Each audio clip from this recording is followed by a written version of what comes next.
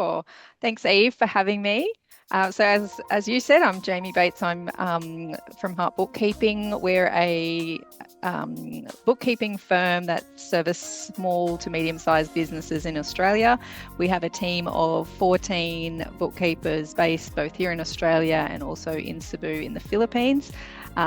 We've been operating for about 10 years now, and the business started because I was working as a chartered accountant in public practice, and I saw the quality of sort of people's work that was coming in to the accounting practice and how much time the accountants were spending actually just cleaning up people's books and things like that before they actually could get started on, completing tax returns, providing tax advice and things like that. And I went, well, there's an obvious need here.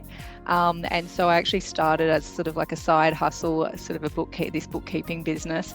And eventually that sort of grew and took over as the main thing that I did. So I left accounting and got into the nitty gritty of the bookkeeping side of things, which I really enjoy because it's very sort of like real time, dealing with business owners on a real time one-on-one basis.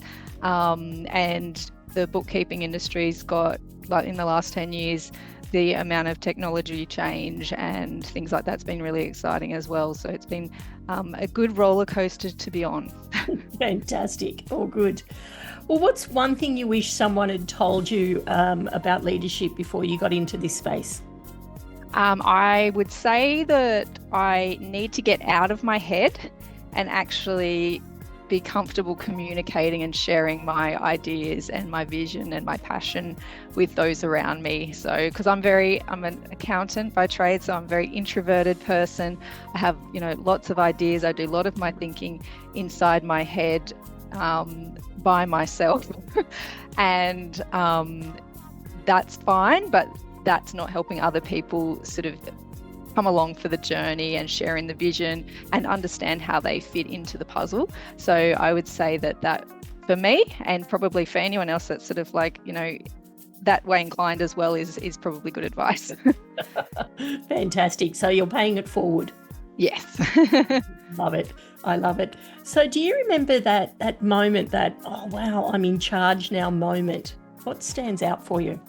I can't really remember an exact moment because I suppose you have to remember that I started as sort of a one-person band. I wasn't an appointed leader, I guess. I didn't apply for a job to be a leader, or I didn't grow into it through different levels of hierarchy and things like that.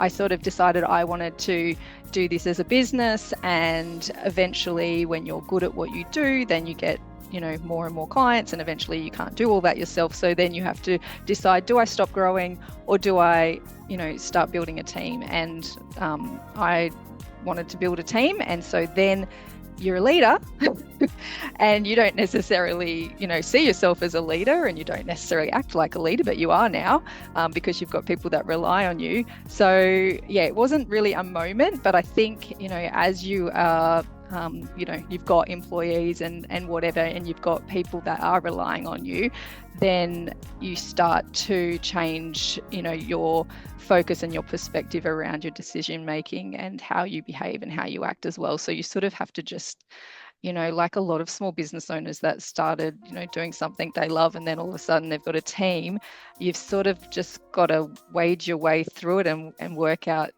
what's best. So yeah, not necessarily a moment, but I think once you start having, the realization that now you're responsible for all of the hard decisions and people are relying on you, so you can't just sort of like, sweep things under the carpet. You've got to actually deal with things and face things head on.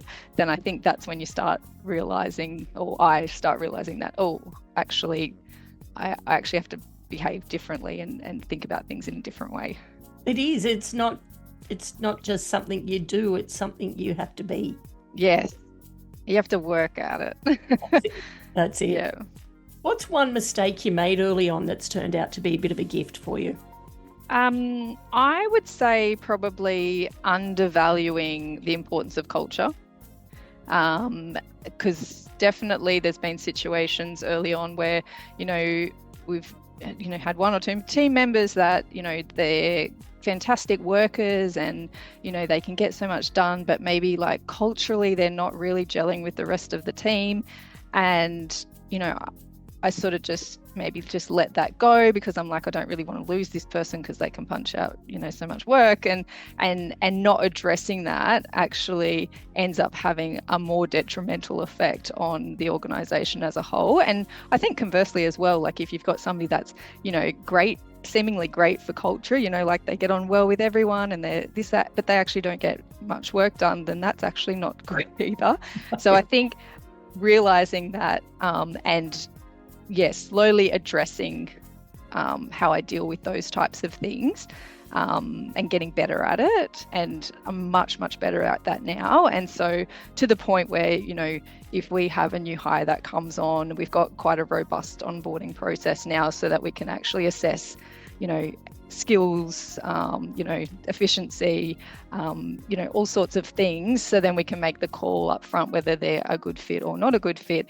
And then I can have that really difficult and uncomfortable conversation with that person that maybe that, they're not the fit. But I think the point is, because we've got those processes in place, it's not a surprise to them when that conversation actually happens as well. So it was a hard thing at the beginning, but I'm glad I made those mistakes so that I can be way better now. Not way more better, AJ. Way more Take better. that bit out. Much better. Much better now. Awesome. Oh, well, thank you. I do know that people watching this will get some absolute gold out of what you've just said, so I really appreciate it. Thanks, Jamie. Thanks for having me, Eve.